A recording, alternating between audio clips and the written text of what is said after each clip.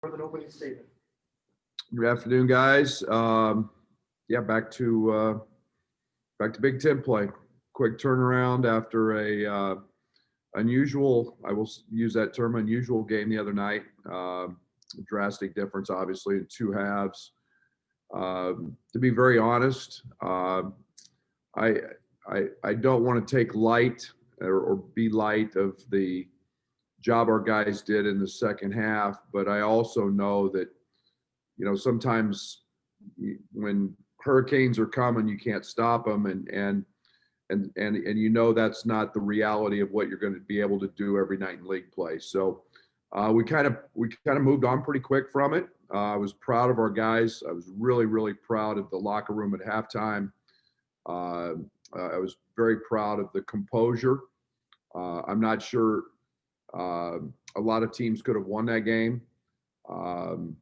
But the composure, the toughness, the grit, and then to be honest, the execution. I mean, flipping the switch from all the turnovers we had in the first half to really taking care of the ball and executing was very nice to see. So, and then to take a very good offensive team in Northwestern and make them struggle.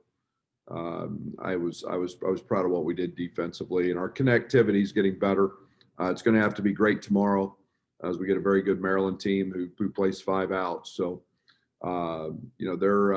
Maryland's a team that obviously lost 2 great players in Stick Smith and the little guard Cowens. Those guys have been instrumental pieces, and the Scott kid is having a phenomenal year. Wiggins is still back. Ayala at the point. This is a very talented Maryland team. They're not quite as big as they have been in the past, but they're a team that shot 35 threes the other night against Iowa. Almost half their field goals are from the three.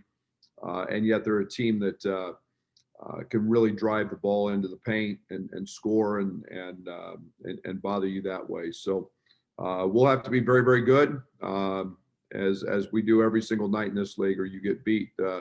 Wisconsin went into Wisconsin and won. Not an easy challenge. They're playing extremely hard. Turge has got those guys fighting and competing, and I expect nothing different tomorrow. Okay, Scott, get us started. Afternoon, Brad. I have a two-parter about the zone. Apologies if this was covered in your post-game. Curious if you were surprised that Northwestern came out in the second half after seeming to be effective in their zone in the first half in man.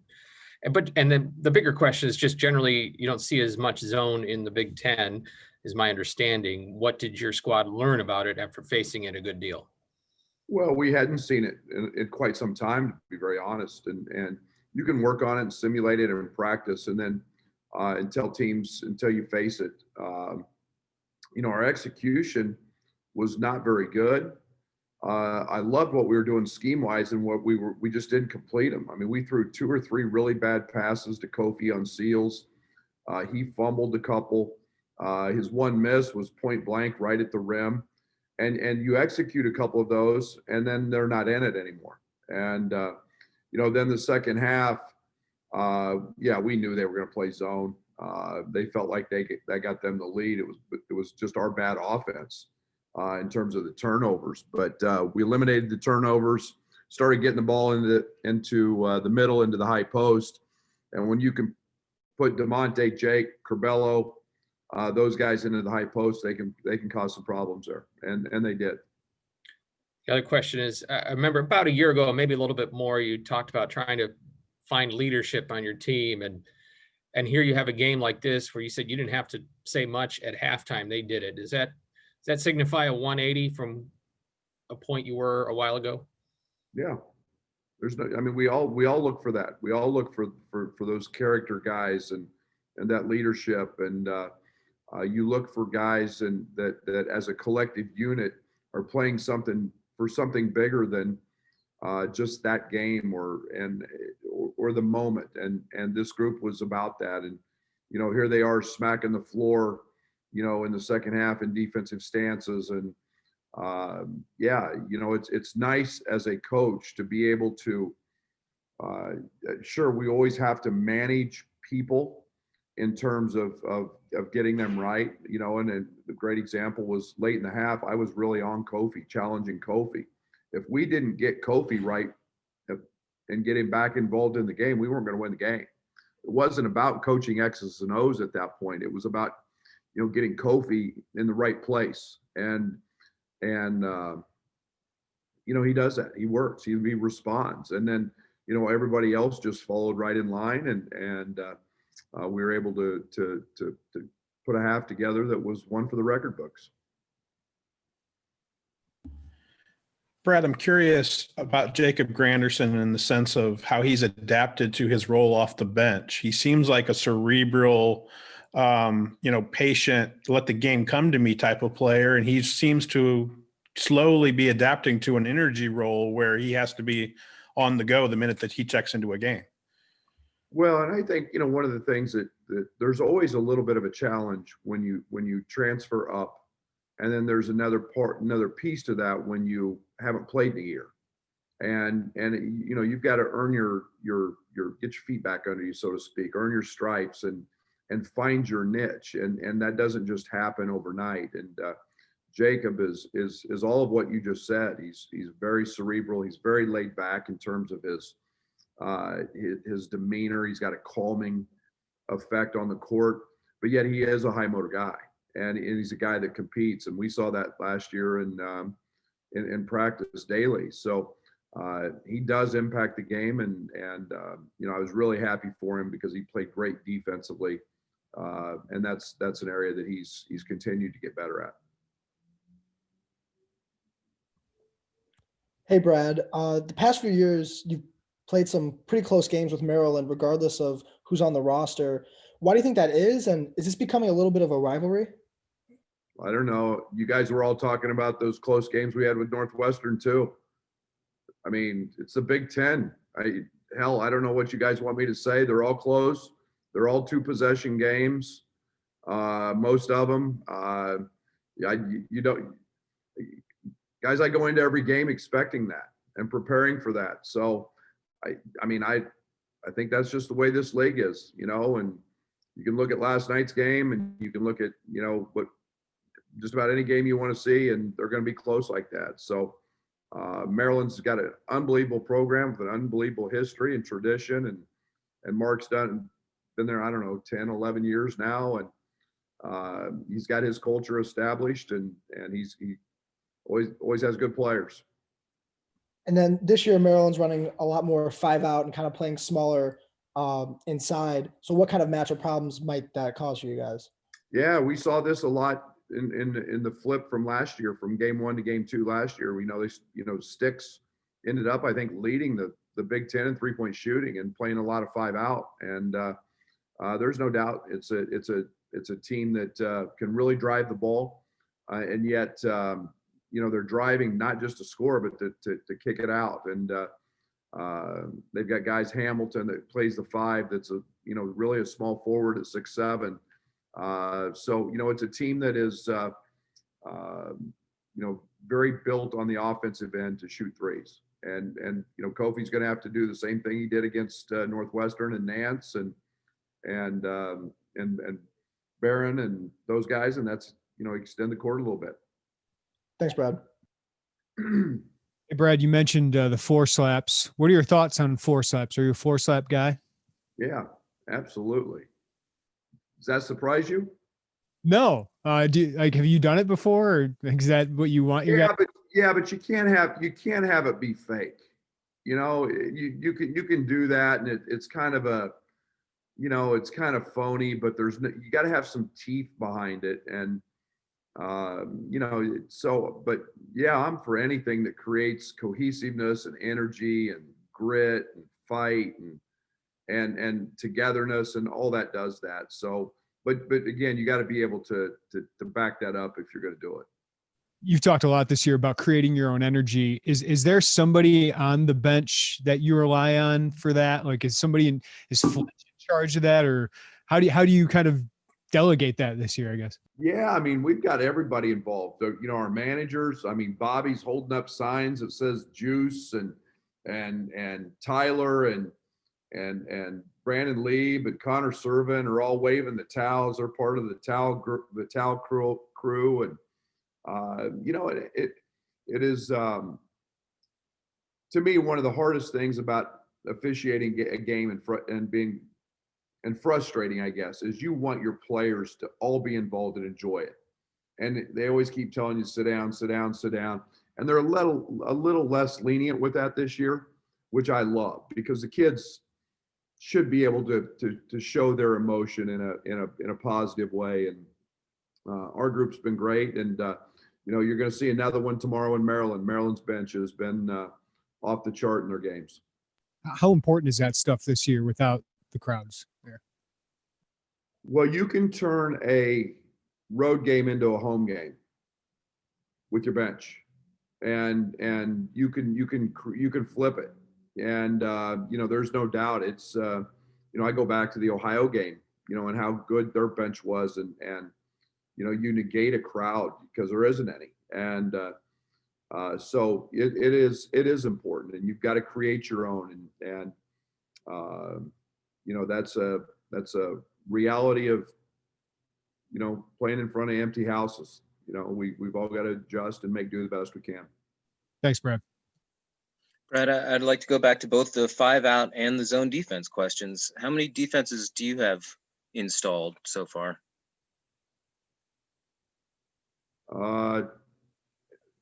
2. And in the endless decision between imposing your will on the other team versus reacting to what they do, if you had to go small tomorrow, do you feel like you have enough guys that could defend the perimeter if they suddenly start dropping threes left and right? Yeah, I don't think there's any doubt about that. I think that's, I think we can, that's one of the things about this team is we have some versatility, and you get a guy like Coleman Hawkins at 6'10" who can guard perimeter guys, and Georgie's proven he can guard perimeter guys, and yet if you have to play small, that we've got a small ball package if we have to go to that. And specifically, how is DeMonte's ankle or foot or whatever it is, and is there any thought about getting him some rest? Rest will be in April. Fair enough. Thanks. Brad, you mentioned, maybe outscoring your opponent by 40.5 won't be an every game type of thing, but what are maybe some key aspects of that second half you want your team to kind of take away and maybe make more repeatable? Well, again, and I go back to all the things that we can really control, and that's effort. And we've talked at length about, I'll give you a great example, offensive rebound. Offensive rebounding for us should never be a choice. It should be a habit. And we go to the offensive glass 27% of the time against Rutgers. That'll tell you where our effort was at that day. And there's no doubt we lost.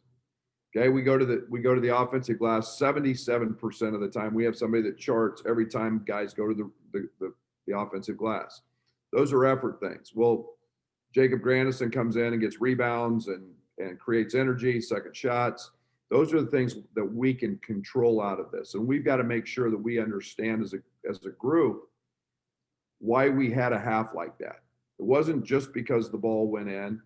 It was because of the energy and the effort and the choices that we made from an effort standpoint to be great.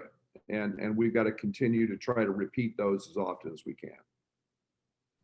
And we were talking with Jake, and you said that this team just kind of has that ability to bounce back after giving up, a run like Northwestern went on and the other teams. And just what do you feel is maybe at the heart of this team's ability to do that? Well, I'd like to see us get away from having to make them, where we find a little more consistency. I think that's one of the things we're striving for. No, but I think it's a toughness. It's an experience. It's a never say die, for an old cliche, attitude. But it's also one of those things that once you've been in those situations a little bit, what you're capable of, and that that you can come back if you do things right. So I think there's a great amount of confidence that our guys have in their ability to do that. Thank you. Hey, Brad, Jake mentioned in an endearing way that Trent Frazier is kind of like a rat on defense, which was, I think, a new description for me. But what makes Trent as good as he is defensively? One, he's very smart. He's very assignment sound. He knows the scouting report backward and forward. He's extremely strong. If you ask all of our players, they will tell you, I mean, Trent might be the strongest guy on our team pound for pound. His lower half is his legs are extremely strong, so he doesn't get screened. He doesn't get hit. It doesn't bother him. And so when you put that combination together, and then Trent never takes a play off.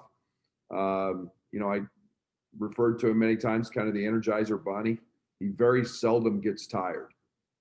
He's just got a gift that way to play through things. And if he does get tired, he doesn't need very long to recover. So you put all that together, and he's he's a pest for sure on the defensive end. What kind of tone or message does that send when somebody who is as sound as he is defensively doesn't take, I mean, he's out there for 30 plus minutes, and does that kind of psyche play into, the other teams got to know that this guy's going to be out there for most of the game? Yeah, there's no question about that. And I think he's got that reputation in the league, and I think was, voted early in the year as one of the best defensive guys in our league. And, I think he's earned that right from his opponents to have that. And our guys know that. And, when Trent talks on the defensive end, guys listen. Because they know he's assignment sound. He's not making mistakes, and he's doing it with all he has on every possession. Thanks, Brad. Hey, Brad. You told us many times this is one of your favorite teams to coach, and you go back to the Penn State game. You're down 19-4. Purdue goes on a 19-0 run. Then you have what happened in Northwestern, where you shocked the country. And outscore them the way you did. Can you talk to us a little bit about, what it's like to coach a team like that? Do you get frustrated, or you just go with the moment? This team gives me options, and I say that because in all those situations, and I'm going to throw another one in there. Ted was the Baylor game. Sometimes every situation when they make a run or they get behind is different, and you have to coach different. Sometimes it's just an X and O thing that guys, sometimes it's a defensive mistake and it's a substitution that can change it. Sometimes it's an energy deal. That has been the case a little bit. Penn State, we didn't play bad. They hit hard shots. And they're not going to consistently do that over the course of 40 minutes. So there was a calming effect at Penn State. I fought having to call that timeout before the first media. So it's been a little bit of a different deal. We were just really, really flat and really sloppy and mentally not dialed in. And there wasn't anything X and O wise in that game that we really needed to change. We just needed to execute, take care of the ball, and try a little harder and play a little harder. And so everyone's been a little bit different, to be honest with you.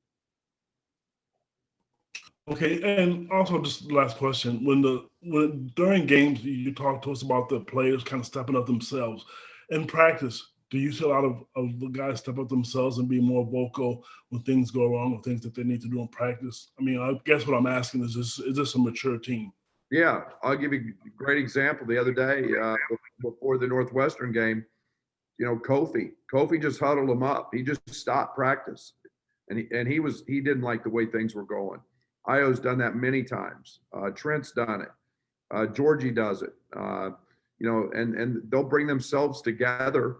And I've learned just to step back and let them have their 30 seconds or whatever they need, and try to get themselves right. And that's awesome when you can do that. And before, it was always me having to do that. And that's not the way this should be all the time. Thank you. Hey, Coach. Jacob Grandison's had a really kind of roller coaster type of season where he's had a lot of highs and he's had a few lows as well. What's the key to getting him on a consistent level of play as you continue through this Big Ten stretch that you guys are in? Yeah, I think it's just time, just settling in. I don't think that you can rush certain things, and he's getting his feet back under him. He's getting the experience of playing Big Ten basketball now, and understanding what that's all about, what he can and can't do, and you can't rush that. He's been out a year, and again, coming into a new team and a team, where he's not the leading scorer and he's not going to be, right now is something that he's just finding his role, and that takes time to settle in, and he's doing a great job of it. He's got a great temperament. And then one quick follow-up that I guess I have, you seem to be kind of trying to maybe figure out who that eighth man is between Coleman and Jacob. If you were able to get both of them going at the same time, how much more depth and what could that bring for your bench? Yeah, well, the one thing that gives us is flexibility, and that's what I like. And right now, again, both those guys can play the three. They can play the four. Coleman gives us a different look at the four than Jake does. So it does. It gives us versatility. But those guys are both just finding their way quite nicely into what their roles and identity is going to be, and I'm really pleased with them. Thanks, Coach. I'm wondering, would you rather have an exciting win like you had at Northwestern, or would you rather have a victory where it may not be as exciting, but your team was executing the entire time? As long as they both end up with wins, I get the game. You want to. Maybe one of my greatest downfalls as a coach is I'm a glass half empty guy most of the time. So I'm always looking for the perfect game. That half the other night was pretty close, to getting there. I mean, and we did a lot of good things. I love seeing that, because now you give me something to strive for. And when we don't achieve that, and I know the opponent has a lot to do with that in different times, when you don't achieve that, now it gets my blood going. So I'm a realist. I understand the game's going to change from one game to the next. That's a really crappy answer probably for your question, but as long as we win, I'm good. But I like seeing teams play well.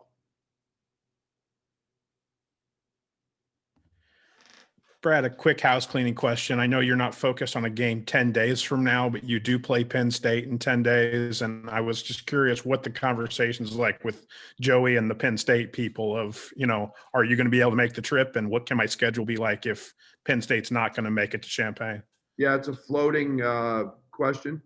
I think everything's going to be continued based upon what their testing looks like. I think they've suspended till maybe the 12th or the 13th, and then everything is based on their ability to stay positive and or stay negative, in the testing world. So we'll hope we have those conversations daily, and we do as a league and the coaches in the league, and I think they'll end up being maybe down 3 or 4 games through all this if they're back on time. So we'll hope, but right now everything's planned as normal.